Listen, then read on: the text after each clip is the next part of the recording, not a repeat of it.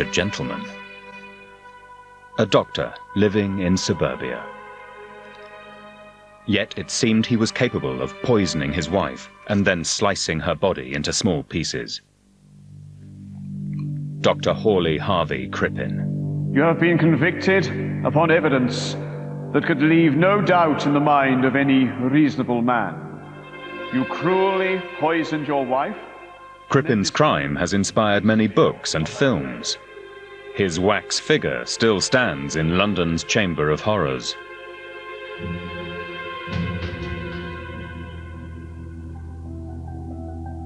No one has seriously questioned Crippen's guilt. Until now.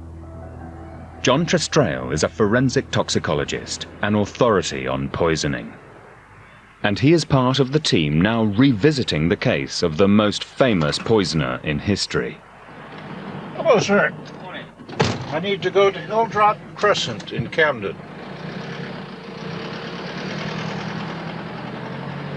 Trestrail's textbook on poisoning is used by the FBI in modern murders. One key factor in this century-old case has always haunted him. The thing that keeps me coming back to this Crippen case is the dismemberment of the body. It does not make sense to dismember one's victim. This is the only case I know of where the victim was dismembered. A poisoner attempts to get a natural death certificate signed and walk away from the crime. For many years, John Trestrail has been fascinated by the contradictions in the Crippen case. 7 years ago, he launched what has been a complete re-examination of all the known evidence. Crippen was an American. Like John Trestrail, he came from Michigan. He arrived in London in 1897, selling homeopathic patent remedies. Homeopathy had just caught on in England and made Crippen a wealthy man. He was making the sum of $220,000 in today's dollars. That's a lot of money for selling patent medicine. The Crippens rented a flat in London's West End. Outwardly, they didn't seem like a couple soon to feature in one of the most infamous domestic murders of all time. But there were warning signs. Cora Crippen, also American, was 19 when she'd married the doctor, 12 years her senior. Now she was in her 30s, an aspiring actress. He was middle-aged and serious, and they'd nothing in common. She was very showy, very flamboyant and flirtatious. Hawley, on the other hand, very quiet, non-confrontational, just a complete opposite in the marriage. In 1905, the couple's income suddenly plummeted. Homeopathy had fallen out of fashion. The Crippens were forced down market to what was then a run-down crescent of rented properties in North London. John Trestrail has come here to begin an investigation, re-examining century-old evidence using modern forensic techniques, raising fundamental questions. Above all, were the body parts in the cellar really Cora Crippen?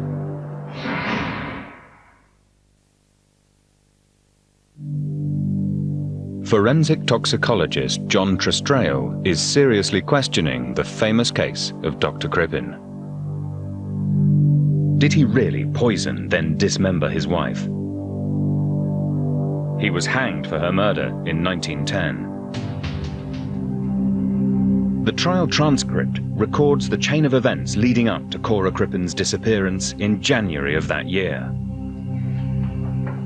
Cora was drinking heavily. She'd been known to have an affair. He went to work, came home, and she was gone. That's what he claimed in court. They had a fight. She says, "I'm leaving you. I will never be back. You will never find me." In February, Crippen wrote to Cora's friends, saying that she was visiting relatives in America. 6 weeks later, he wrote again, saying Cora had been taken ill with pneumonia. And they said, "Oh, that's terrible. Keep us posted." He said, "Okay, later on." She died in America. Crippen wasn't telling the truth. His life was more complicated than it seemed. The 47-year-old doctor, so outwardly respectable, was sleeping with his 26-year-old secretary, Ethel Leneve. Ethel and Hawley had an affair for at least 3 years before Cora Crippen disappears. She was young enough to be his daughter, actually. She was quiet, demure. She gave him the emotional love Cora could not. With Cora gone, they lived as man and wife at Hilldrop Crescent for 6 months. Until 10 a.m. on Friday the 8th of July. Chief Inspector Walter Dew was from Scotland Yard and one of their most experienced detectives. As a young officer, he'd been assigned to Whitechapel, to the squad hunting Jack the Ripper. Cora's friends took their concerns to Scotland Yard and said, "We're a little suspicious. Our friend has disappeared. Her husband said that she's dead in America. We can find no proof of that. We would like you to look into it." Crippen said he needed to talk man-to-man. His wife had left him for a younger lover, so he'd invented a cover story to hide his embarrassment. Crippen said he had nothing to hide and showed the officers all around the house. Even the coal cellar. Everything seemed in order, and the officers returned to Scotland Yard. On Monday, Inspector Dew shows up to ask Crippen some more questions and finds the premises vacant. Why had Crippen and Ethel Leneve fled the scene? The officers suspected that the answer could lie somewhere inside this house.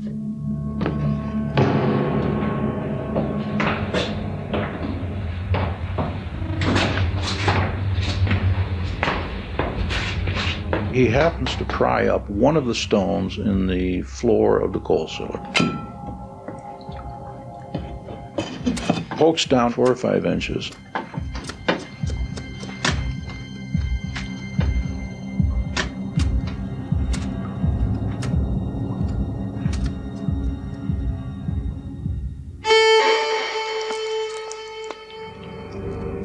They find decomposing stuff.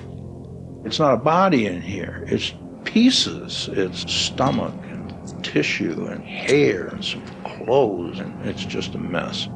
They probably hadn't seen stuff like that since the Ripper was at work. Jack the Ripper always eluded the police. The pressure was now on to ensure that this killer didn't slip through their fingers. Within days, the hunt for Crippen and his lover would be splashed on front pages all over the world. Amid hundreds of mistaken sightings, Scotland Yard received a message from a liner in the Atlantic.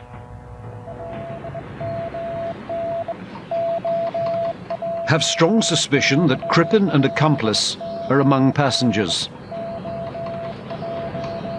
Captain Henry Kendall of the steamship Montrose had seen the wanted poster before he sailed. Something about 2 of his passengers, a Mr. Robinson and his teenage son, roused his suspicions.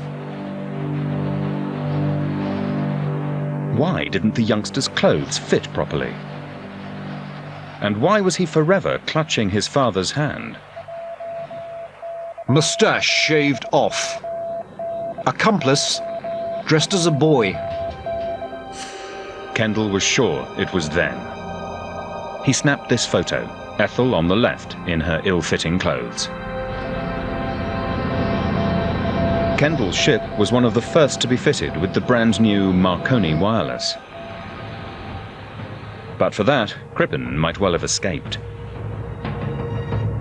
By now, the Montrose was halfway to Canada. Chief Inspector Dew boarded a faster ship, the Laurentic, and the chase was on, followed closely by the world's press.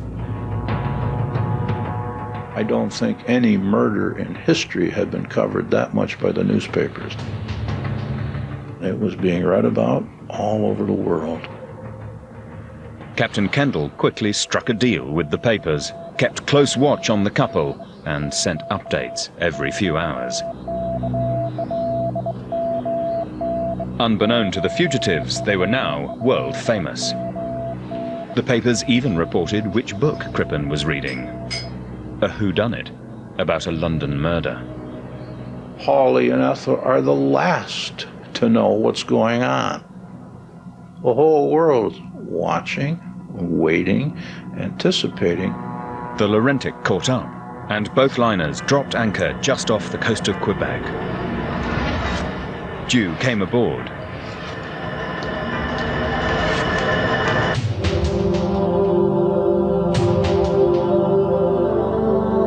For readers around the world, this was a gripping soap opera. The next installment would be at the Old Bailey, when Crippen went on trial for his life. 4,000 people applied for 80 courtroom seats. On Tuesday, the 18th of October 1910, there was standing room only. The crowds came for the sex scandal, but they'd also hear a strange new term at this trial: forensic science. Nobody saw Crippen kill Cora, and he hadn't confessed. The whole case against him had to be based on what was found in the coal cellar. There was no head to identify the body, no fingerprints, no sex organs. Just some skin and internal organs, some strands of hair, and a few scraps of pajama cloth. It wasn't at all clear that this was Cora Crippen. Crippen claimed his wife had run off with a lover. He'd fled simply because he'd panicked. He had no idea what the material in the cellar was or how it got there. Crippen's lawyers said you couldn't hang a man on such scanty evidence. But then the prosecution produced their key witness, a forensic pathologist, whose evidence left no room for doubt. Hawley Harvey Crippen. The jury was out 27 minutes, and they walked back in and said, guilty. You cruelly poisoned your wife? The new forensic science had convicted Crippen.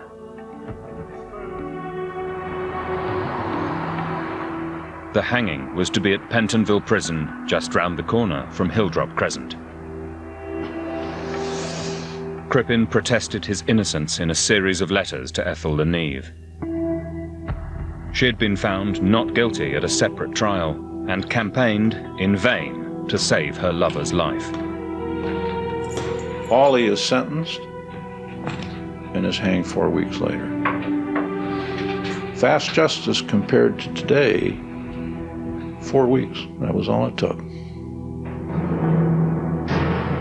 For almost a century, the Crippen case has been closed, until poisons expert John Trestrail began to revisit the forensic evidence. I kept coming back saying, something's not right. Something's wrong in here we're not understanding. I have murdered and dismembered my wife and disposed of 99% of her body.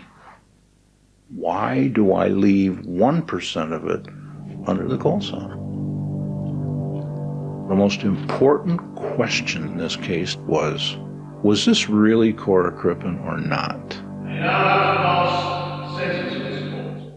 John Trestrail realized that the question which sent Crippen to the gallows could be resolved using today's forensic science. The plan was to compare DNA extracted from the body parts with DNA from a relative of Cora Crippen, to establish the identity of the victim beyond reasonable doubt. Assembling all the evidence would mean collaborating with other experts. A genealogist's search, lasting 5 years, finally revealed that Cora Crippen was born Kunigunde Makamotzi, the daughter of Polish immigrants to New York. As an aspiring actress, she often used the stage name Belle Elmore. Working through these name changes and the generations eventually led to California and this family. Mrs. Marie Hamill, who is the grandniece of Cora Crippen, agreed to provide a DNA sample.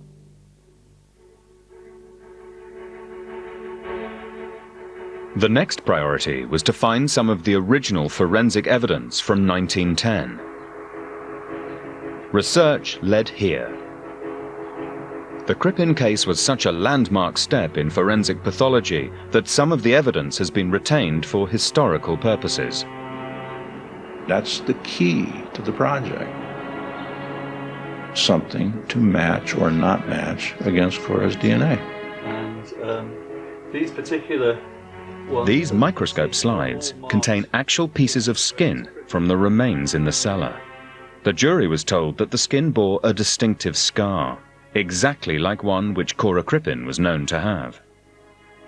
They're one of the crucial pieces of evidence which hanged Crippen, and exactly what the DNA experts were looking for.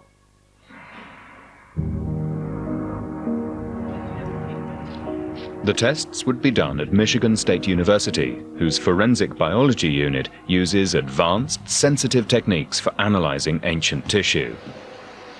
Team leader Dr. David Foran began a lengthy and expensive series of tests.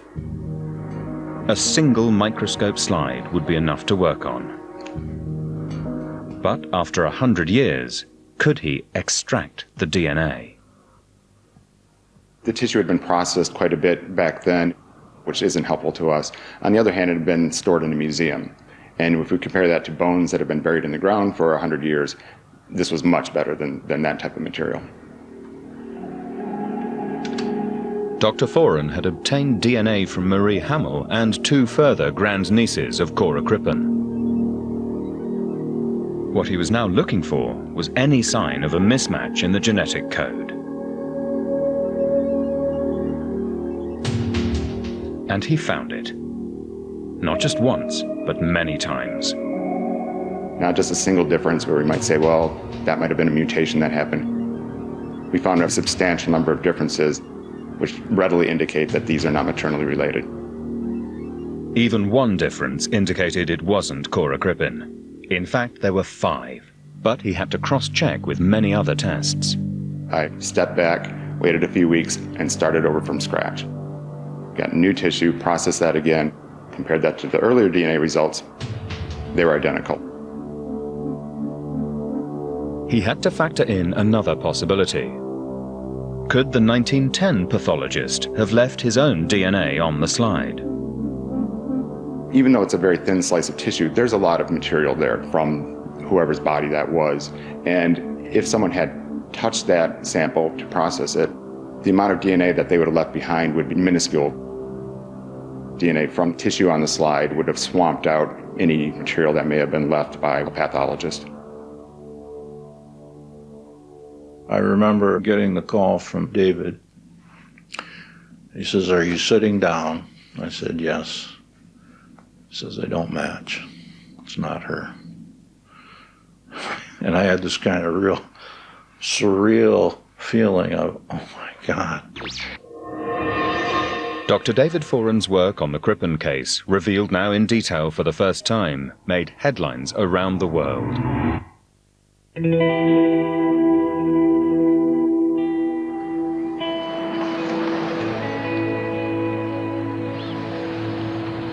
In one small town in Michigan, this was much more than a news story. It was personal.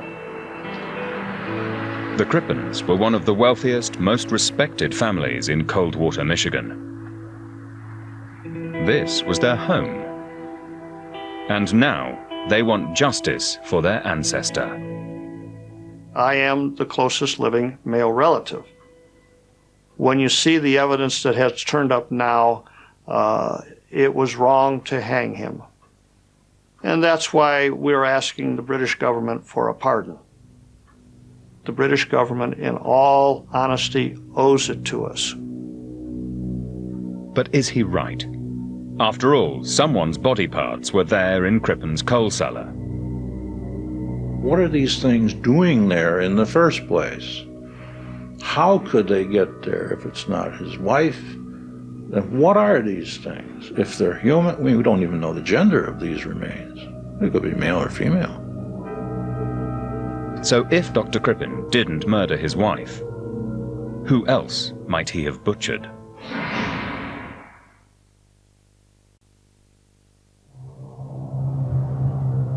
Forensic scientists at Michigan State University have produced sensational new DNA evidence in the case of Dr. Crippen. The murder victim was not his wife. Toxicologist John Trestrail has now seized on an intriguing theory. When times grew hard, and with both a mistress and a wife to support, Crippen looked at any way he could of making money. He carried out dental work. But perhaps his medical training was being put to another use, in secret. What if there were abortions being done? What if somehow Hawley was involved in making money because his income is going down by doing abortions on the side? In an era when any surgery could prove fatal, a backstreet abortion could easily leave a body to be disposed of in secret. If Crippen was an abortionist, then one mystery began to make sense. The remains were said to contain a lethal dose of a little-known drug called hyoscine. This is the only hyoscine murder case I'm familiar with. Most people have never heard of this drug at all. But it was used in obstetrics, abortion, obstetrical procedure. Ah, that makes sense. So was the body the nameless victim of an illegal abortion? Dr. David Foran of Michigan State University carried out further tests to discover the gender of the remains using a new technique developed by his team over several years and 4,000 times more sensitive than the standard test. That's why we have clearly two applications going on. Correct. Now he's invited John Trestrail to hear the result. Confirmation that the body is female would at least fit the theory that Crippen had carried out a botched abortion and then tried to dispose of the body. It has some results. This is a real-time assay, and those are the results from the slide DNA. So that would be positively female. This one? No, because you have two lines. This is your area, not mine. Female gives you one result. What do we got? This is an X and that's a Y. So what does that mean? It means it's male. Oh my God. And we tested it multiple times. We're not looking at the pathologist's DNA by any chance. No, I'm confident of that. We tested it and tested it and tested it. Oh boy. So ideas? Yeah. I know you had some time to think about what males may be there. God, you know, it almost, I'm running scenarios through my mind of planted evidence now. It certainly takes out the question of the abortion problem. Yes, that does take out that one. So we've closed that door. Yes. Then how do we explain hyoscine? Oh man. It throws all the evidence from the trial that ultimately hanged Hawley Crippen. It throws it in the trash can. As far as that trial goes. I agree. Throws it in the trash. Dr. Foran has promised to update Crippen's family on the test result. We managed to determine the sex of the individual genetically, and I thought I'd give you those results today. Tissue on that slide is male in origin. It's not a female sample at all. It's definitely typed as male. You have just made my day.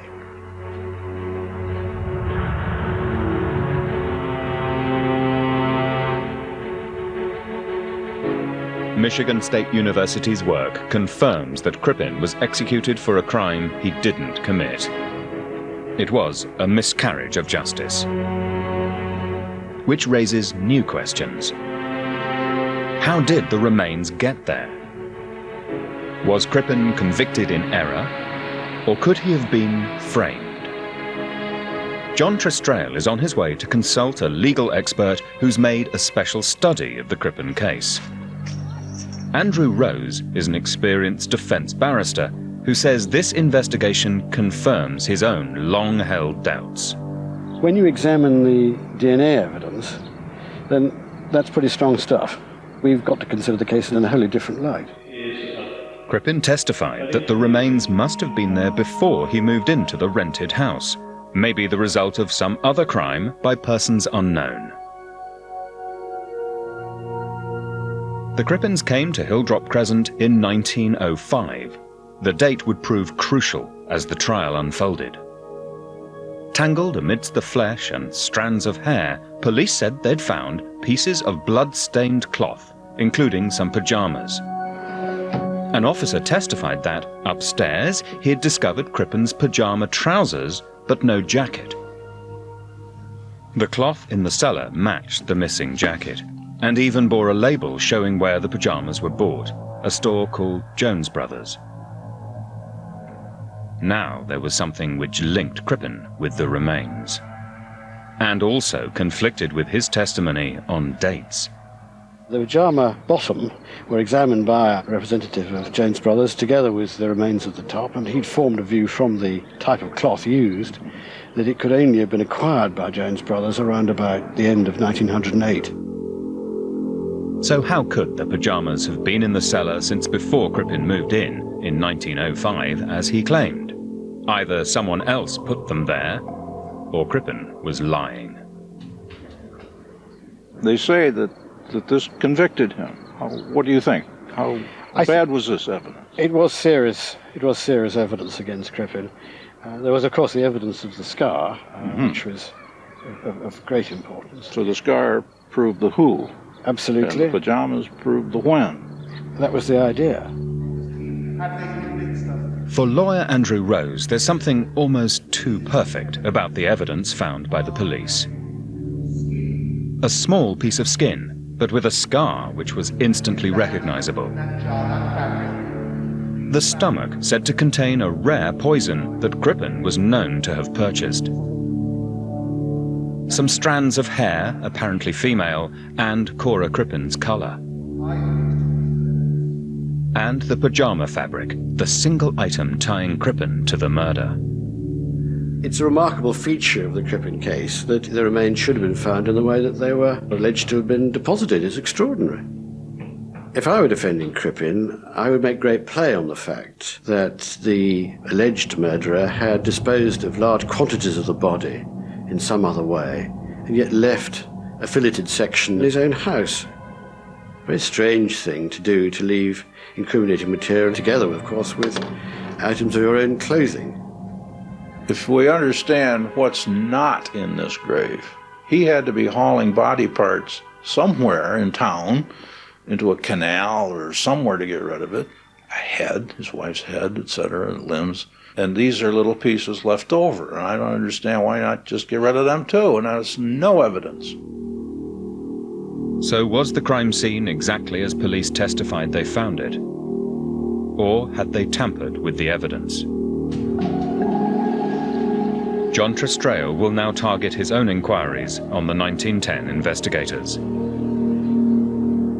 He's been given access to the original Crippen case files, held at Britain's National Archives in West London. The police reports and witness statements stored here were confidential until recently. They contain important new evidence.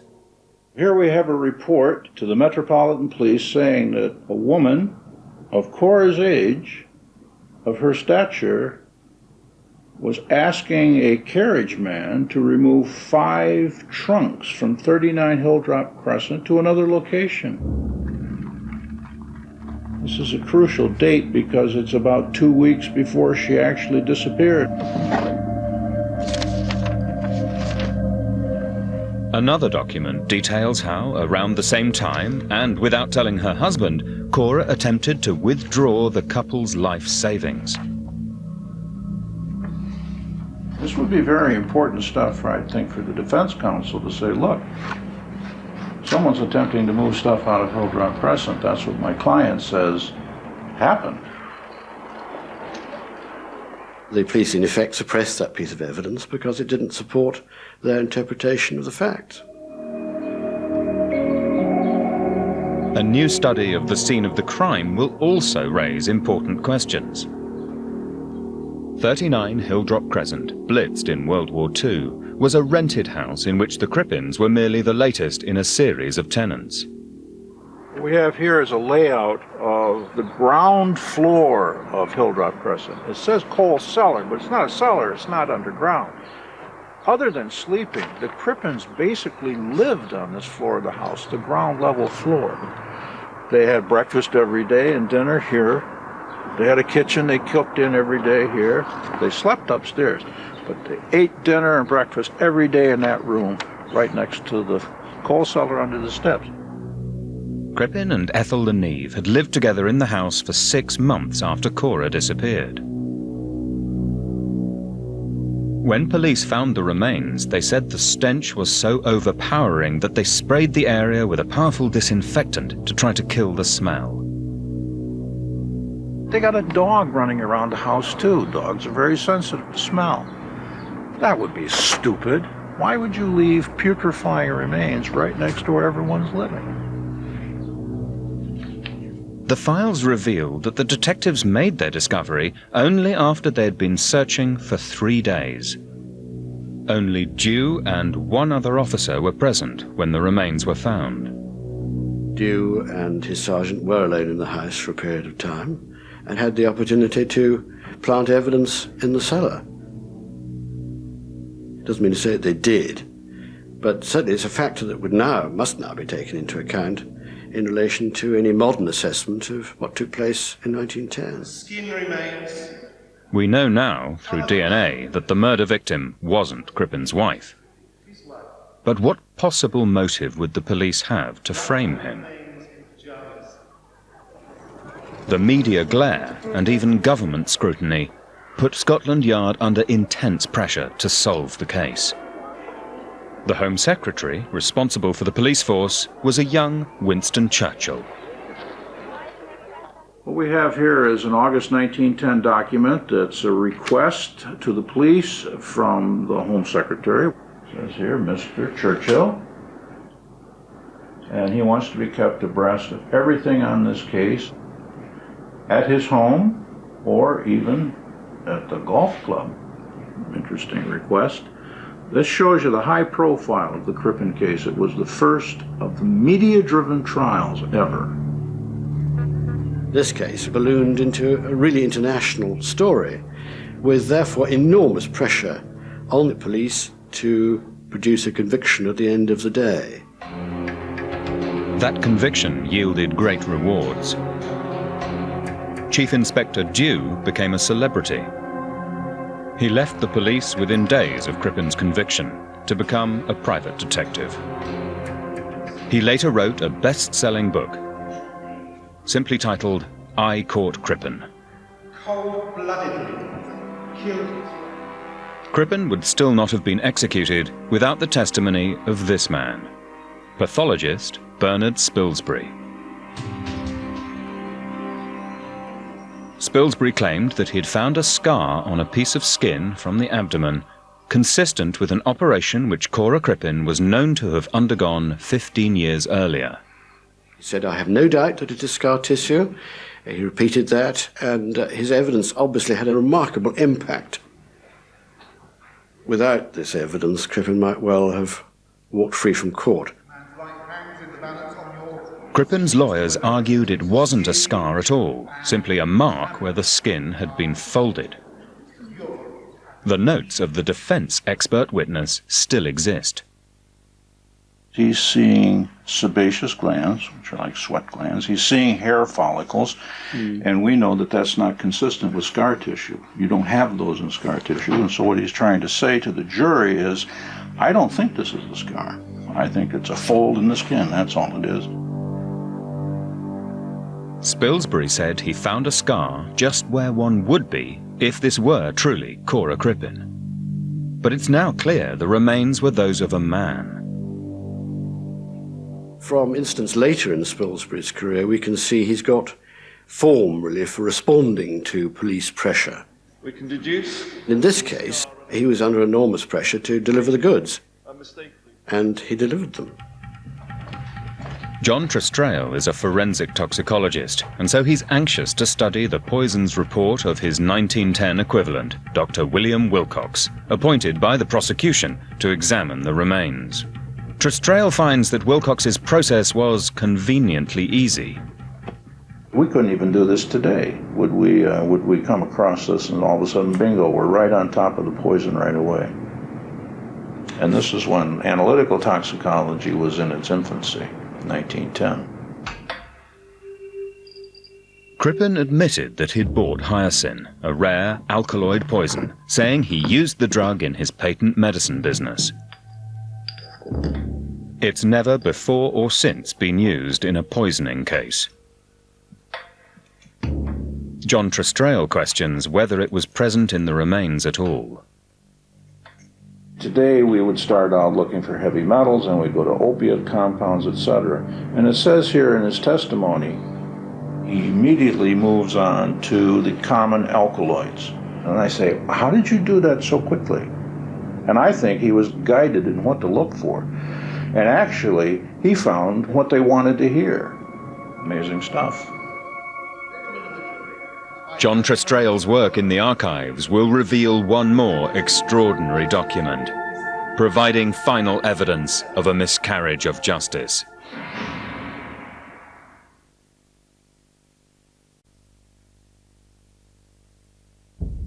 And there be hanged by the neck. The case of Dr. Crippen was a milestone in forensic science, as well as one of the most widely reported crimes of the 20th century. Experts have revealed evidence which demands a radical review of this landmark case. Now, cutting-edge DNA tests prove that a body always believed to be Crippen's wife was a man. A crucial witness statement, suppressed by the police, suggests Cora Crippen was preparing to flee. A legal expert has questioned whether key evidence, the pajamas, may have been planted. The poisons report has been challenged by a fellow toxicologist. And forensic evidence delivered on oath appears now to be false. Finally, the files contain a defining statement from the trial judge himself.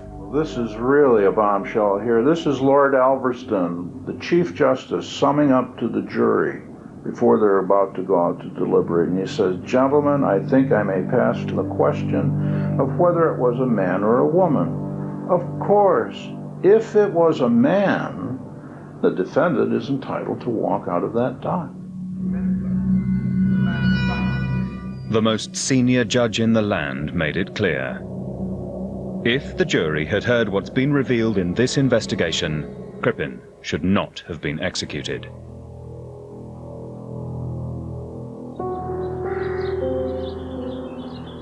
The body parts were buried at St. Pancras Cemetery in North London at a funeral organised by Cora's friends.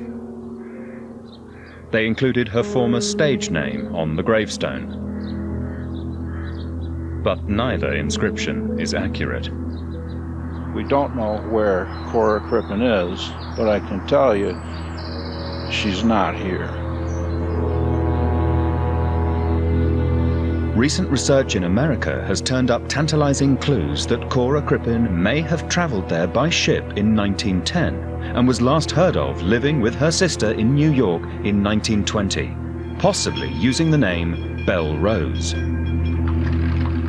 But they're no more than clues. Cora Crippen's descendants, who now live in California, know nothing of this mystery woman.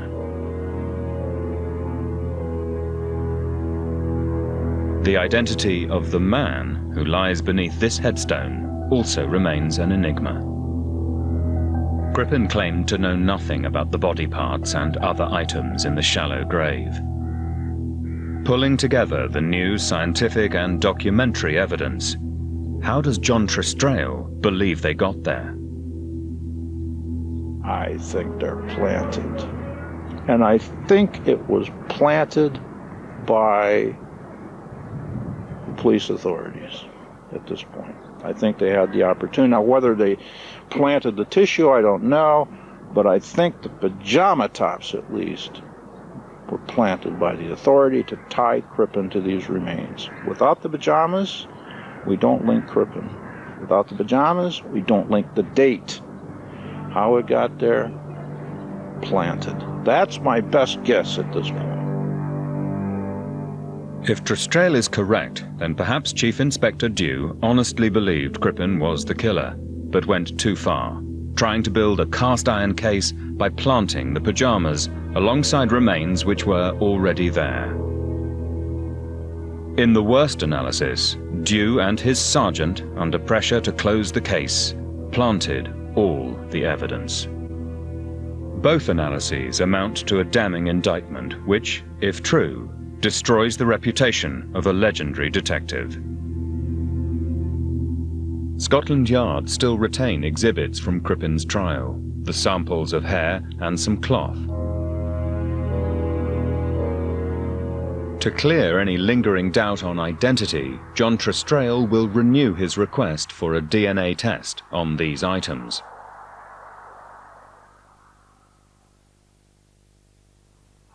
With the emerging new evidence, Crippen's family in America now wants more than just a pardon for their ancestor who was executed in error. They want Crippen's body to be exhumed and repatriated. This pink marker over here is a marker put here to signify the future burial place of Hawley Crippen. We wish to remove the body from the Pentonville prison and bring it here to the United States and bury him with his grandparents over here.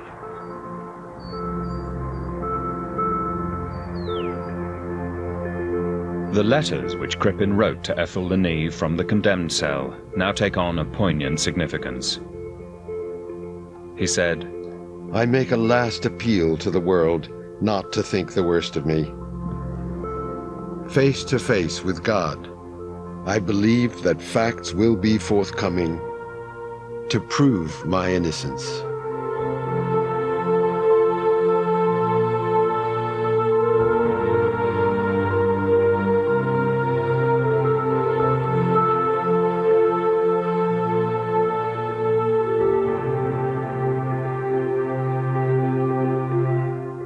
And if that was your cup of tea, this Friday on 5, our team of criminal psychologists dig deep into the infamous story of Jack the Ripper. That's at 8 o'clock this Friday.